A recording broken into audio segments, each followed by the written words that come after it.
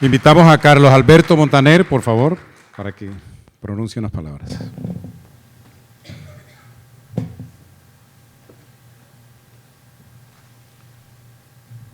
Muchas gracias, Enrique. Querido alcalde, queridos amigos. Bueno, ya vieron ustedes en ese pequeño documental por qué merecen con creces este premio Henri Dunant que le concede el Inter-American Institute for Democracy. Yo me he quedado impresionado, porque yo sabía que hacían muchas cosas, pero no las había visto juntas, y es realmente notable. Es un verdadero honor concederle al matrimonio de Carlos y Vivian Pelas el premio Henri Dunant. Esta distinción fue creada en el 2014 por el Inter-American Institute for Democracy para honrar a los empresarios que han practicado la responsabilidad social de una manera efectiva durante un periodo sustancial. El premio es un reconocimiento ad honorem. Se otorga a los empresarios exitosos que generosamente practican la filantropía. Se entrega a las personas y no a las empresas, porque la empatía es una emoción que solo pueden sentir los seres humanos. Henri Dunant, fundador de la Cruz Roja, y voy a dedicar unos minutos a contarles quién fue este personaje. Fundador de la Cruz Roja en 1863, fue un empresario suizo-francés, nacido en Ginebra en 1823, en el seno de una pudiente familia calvinista. En 1901 recibió el Premio Nobel de la Paz, el primer Premio Nobel de la Paz otorgado por miembros del Parlamento noruego, y murió en 1910 en Heiden, una comuna suiza de la zona alemana. Dunant, a los 40 años, logró crear la institución solidaria más efectiva y famosa de todos los tiempos, una organización internacional que ya sobrepasa el siglo y medio de existencia. El impulso emocional, como le pasó a Vivian y a Carlos Pelas cuando tuvieron esa terrible experiencia del accidente, el impulso emocional de Dunant, el que lo motivó a actuar, fue el horror a la guerra. Elegimos su nombre para designar nuestro premio porque simboliza todo lo bueno que alberga el corazón humano. En 1859, Dunant, quien entonces dirigía una empresa agrícola en Argelia, buscaba a Napoleón III para conseguir unas concesiones de derechos para la utilización de agua y tierra destinadas a la creación de un molino en ese país, en Argelia. El emperador francés se encontraba en el norte de Italia dirigiendo un sangriento enfrentamiento contra las tropas de Austria, de manera que al suizo le tocó contemplar la batalla de Solferino y comprobar cómo los 25.000 heridos de los dos bandos apenas contaban con asistencia médica y morían sin consuelo ni remedio. El combate se saldó con el triunfo de las armas francesas, pero lo más importante que allí sucedió no fue eso. Al fin y al cabo, la humanidad, desde que se tienen noticias, ha peleado sin tregua ni piedad, y los bandos en pugna han ganado y perdido batallas. Lo verdaderamente fundamental, por lo menos a mí como escritor me pareció lo más notable, fue la aparición en 1862 de un breve ensayo, Recuerdos de Solferino, que estremeció a la sociedad suiza y dio lugar a la creación de la Cruz Roja. Era el triunfo de la moralidad social abstracta sobre los intereses particulares y el nacionalismo. El propósito de Dunant, que se convirtió en el leitmotiv de la Cruz Roja, consistía en aliviar el sufrimiento humano sin establecer condiciones. Un poco lo que hace este matrimonio en Centroamérica, que da igual el origen del niño que tiene dificultades.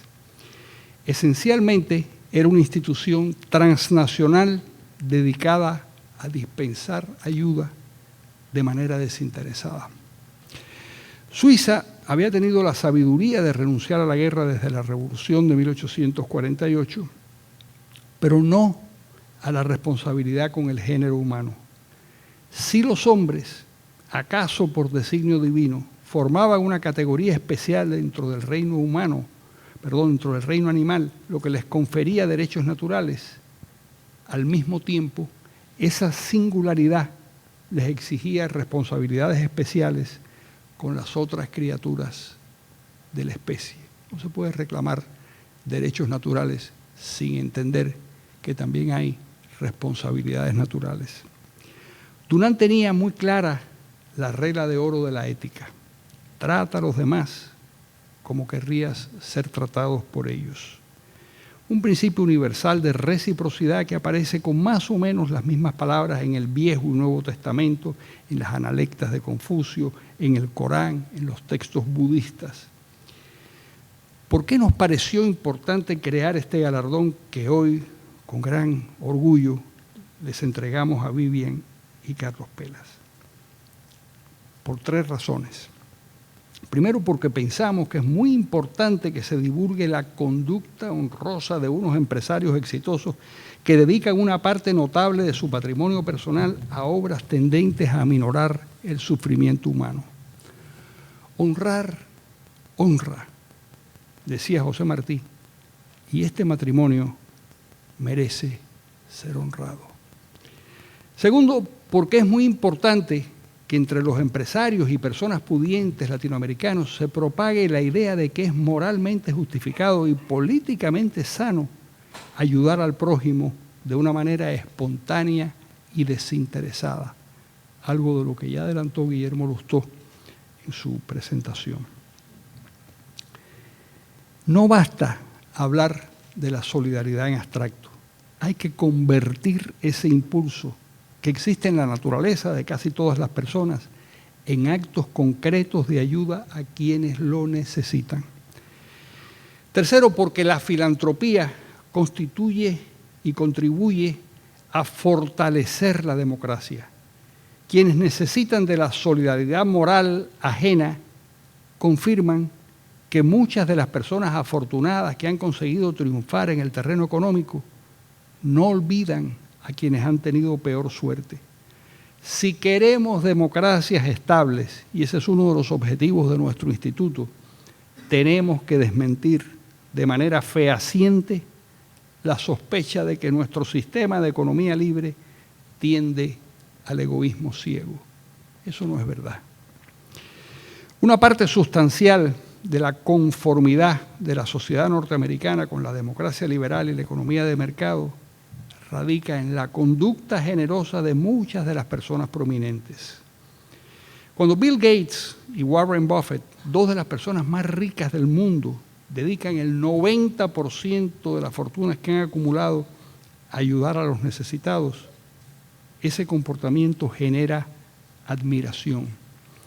A lo que se agrega la inmensa legión de ciudadanos de recursos escasos o limitados que donan su tiempo y su esfuerzo voluntariamente en hospitales, comedores públicos y otros centros de asistencia para ayudar a los necesitados de afecto y de atención. En 1889, el supermillonario, quizás era el hombre más rico del mundo en ese momento, Andrew Carnegie, dentro de un libro titulado Riqueza, publicó un capítulo breve llamado El Evangelio de la Riqueza. Y este ensayo, en el que resumió en 2 principios la esencia de la responsabilidad social de los empresarios exitosos, que él personalmente sentía como una especie de imperativo moral. El principio de la caridad y el principio de la custodia. En el principio de caridad, Carnegie establecía que las personas más afortunadas debían ayudar a los miembros menos afortunados de la sociedad. En el principio de la custodia, inspirándose en la Biblia, opinaba que los ricos debían considerarse custodios de unos bienes que deben servir para provecho de todo el género humano.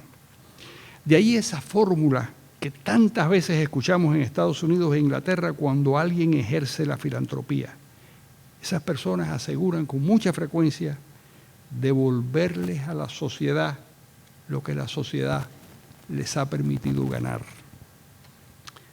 Nada de esto está reñido con la opinión de Milton Friedman, quien sostenía que la primordial responsabilidad social de las empresas era obtener beneficios cumpliendo la ley y compitiendo lealmente.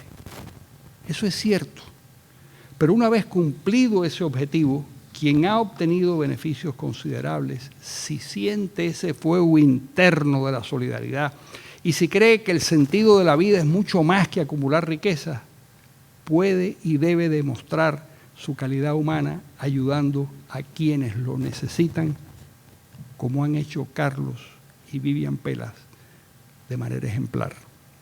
Los felicitamos de todo corazón. Y una anécdota final. Los últimos años de la vida de Henri Dunant fueron muy duros.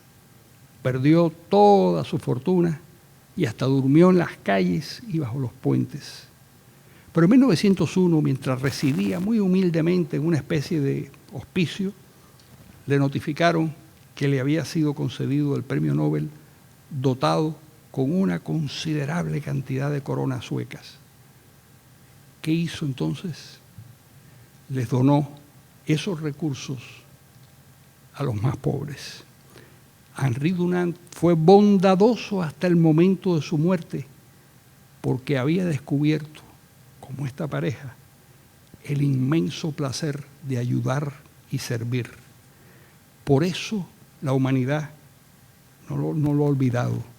Por eso le hemos dado su nombre a este galardón que hoy le entregamos a Vivian y a Carlos Pelas, junto a la gratitud de esos miles de personas a los que han podido auxiliar. Muchas gracias, Carlos y Vivian, en nombre de todos ustedes.